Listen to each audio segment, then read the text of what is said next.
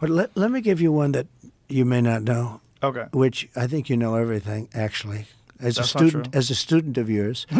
but but water, in Los Angeles you can't get proper amounts of water, Right. and it's unbelievably expensive. And you might have a house in Beverly Hills, and they're actually thinking about rationing water. Could you believe it?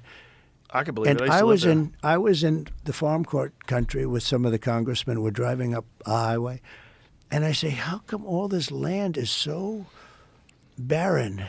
It's farmland, and it looked terrible. It was just brown and bad."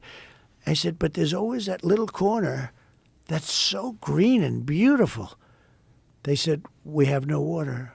I said, "Do you have a drought?" "No, we don't have a drought." I said, "Why don't you have no water?" "Because the water isn't allowed to flow down. It's got a natural flow from Canada all the way up north of water, more water than they could ever use." Here's a shocking truth. Los Angeles, a global city, is on the brink of water rationing. Yes, even in affluent areas like Beverly Hills. You might think this is due to drought, but it's not. Vast amounts of water flow naturally from northern regions like Canada down to the U.S., yet much of it never reaches parched farmlands or cities. Why? Environmental policies and infrastructure bottlenecks divert or block the flow, leaving millions struggling with scarcity while water literally passes them by.